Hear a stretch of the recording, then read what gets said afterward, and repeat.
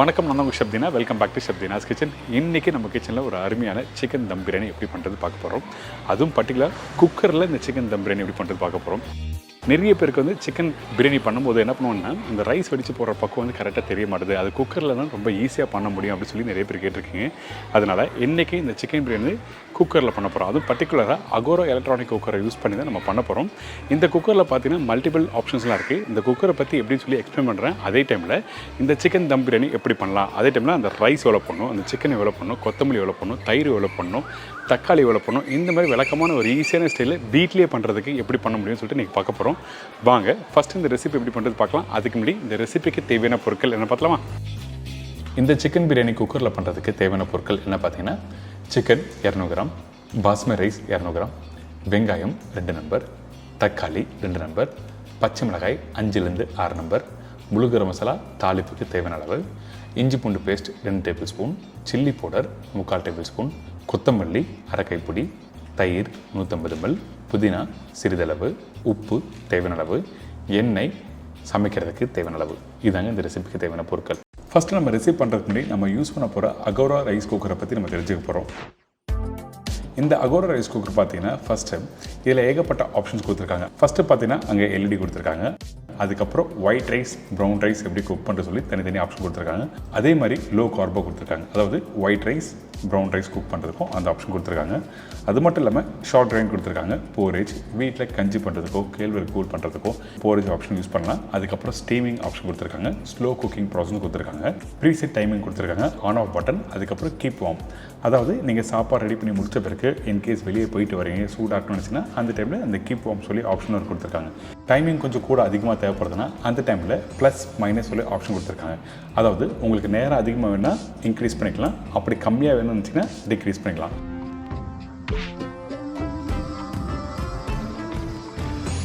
இதுக்கு பிறகு பார்த்தீங்கன்னா 2 பவுல் கொடுத்துருக்காங்க. அதாவது ஸ்டெயின்லெஸ் ஸ்டீலில் வந்து 2 பேஸ்கெட் கொடுத்துருக்காங்க.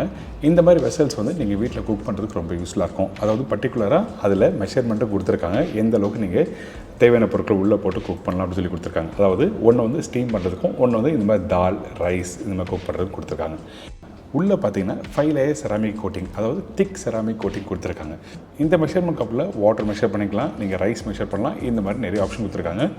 அடுத்தது பார்த்திங்கன்னா ஸ்டீம் வெண்ட் இருக்குது. அதாவது நீங்கள் ரைஸ் குக் பண்ணும்போது ஸ்டீம் எல்லாமே இந்த வழியாக தான் போகும். எக்ஸ்ட்ரா ஸ்டீமும் வரும் சொல்கிறாங்க. இங்கே ஒரு பிளாஸ்டிக் மாதிரி இருக்குது பார்த்தீங்கன்னா, அது என்ன கேட்டிங்கன்னா, நீங்கள் ஸ்டீம் பண்ணும்போது ரைஸ் குக் பண்ணும்போது எக்ஸ்ட்ரா வந்து உங்களுக்கு தண்ணி அதிகமாக இருந்தால் இந்த இடத்துல கரெக்ட் ஆகும். அதுக்கப்புறம் 2 ஸ்பாட்சில் கொடுத்துருக்காங்க. ஒன்று ரைஸ் யூஸ் பண்ணுறதுக்கும் கறி யூஸ் பண்ணுறதுக்கும். இப்போ உங்கள் எல்லாருக்கும் தெரிஞ்சிருக்கும் இந்த அகோரா ரைஸ் குக்கர் எப்படிலாம் யூஸ் பண்ணலான்னு சொல்லிட்டு. கண்டிப்பாக ட்ரை பண்ணி பாருங்கள். வீட்டில் பண்ணும்போது ரொம்ப யூஸ்ஃபுல்லாக இருக்கும். இப்போ வாங்க இந்த சிக்கன் தம் பிரியாணி குக்கரில் எப்படி பண்ணுறது பார்க்க போகிறோம். ஃபஸ்ட்டு தேவையான அளவுக்கு கொஞ்சமாக எண்ணெய் யூஸ் பண்ணுறோம். இந்த எண்ணெய் ஊற்றின பிறகு கொஞ்சம் ஹீட் பண்ணல, அதனால் நம்ம என்ன பண்ணுறோம்னா இந்த ரைஸ் குக்கரை க்ளோஸ் பண்ணிவிட்டு அதுக்கப்புறம் ஃபஸ்ட்டு வந்து ஆன் பண்ணிவிட்டு அதுக்கப்புறம் ஷார்ட் கிரைண்ட் சொல்லி ஒரு ஆப்ஷன் இருக்குது. அதை ப்ரெஸ் பண்ணிங்கன்னா ஒரு 2 நிமிஷம் வந்து சூடாகும்.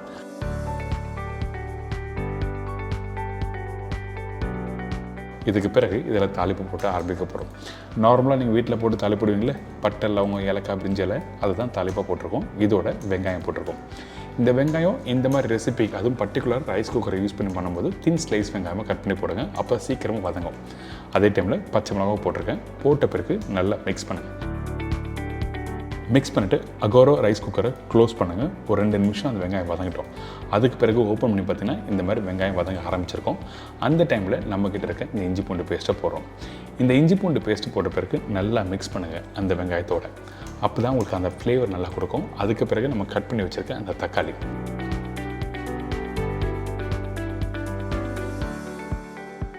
தக்காளியோட அளவு அதிகமாக போனாலும் உங்களுக்கு நல்லா இருக்காது. அதனால் கரெக்டான அளவுக்கு மீடியமான சைஸ் தக்காளி எடுத்து யூஸ் பண்ணுங்கள் இந்த மாதிரி ரெசிபிக்கு. இதுக்கப்புறம் சில்லி பவுடர் போட்டிருக்கோம்.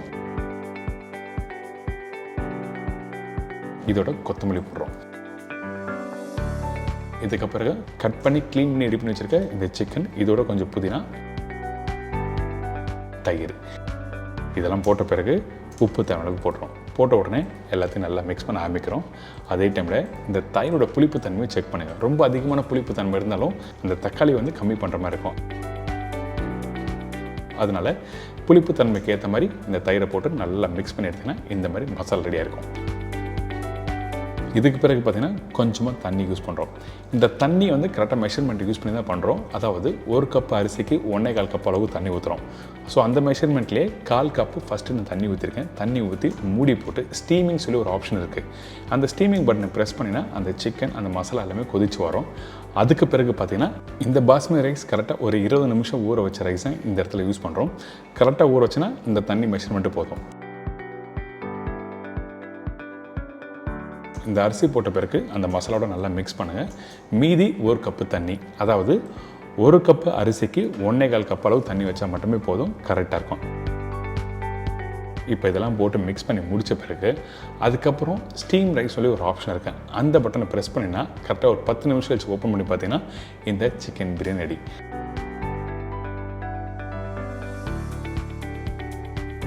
இன்றைக்கி இந்த சிக்கன் பிரியாணி எப்படி பண்ணுறது எல்லாம் தெரிஞ்சிருக்கும். கண்டிப்பாக ட்ரை பண்ணி பாருங்கள். ரொம்ப ஈஸியான ஸ்டைலில் எப்படி பண்ணுறது புரிஞ்சிருக்கும்.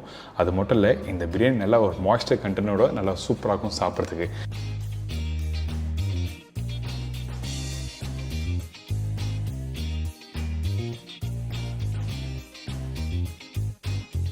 என்னங்க, இந்த சிக்கன் தம் பிரியாணி எப்படி பண்ணுறது எல்லாம் தெரிஞ்சிருக்கும். கண்டிப்பாக ட்ரை பண்ணி பாருங்கள். ரொம்ப சிம்பிளான ஸ்டைலில் நம்ம வீட்டில் இருக்க பொருளை வச்சு எப்படி பண்ணணும்னு சொல்லிட்டு ஈஸி மெத்தடில் கொடுத்துருக்கேன். அது மட்டும் இல்லை, அகோரா ரைஸ் குக்கரை யூஸ் பண்ணி எப்படி பண்ணணும், இந்த குக்கரில் என்னென்ன ஆப்ஷன்லாம் இருக்குதுன்னு சொல்லிட்டு உங்களுக்கு தெளிவாக உங்களுக்கு புரிஞ்சிருக்கும். ட்ரை பண்ணுங்கள், என்ஜாய் பண்ணுங்கள். இதே மாதிரி நாளைக்கு இன்னொரு சூப்பர் ரெசிபி சந்திக்கிறேன். நன்றி, வணக்கம். See you, bye, take care.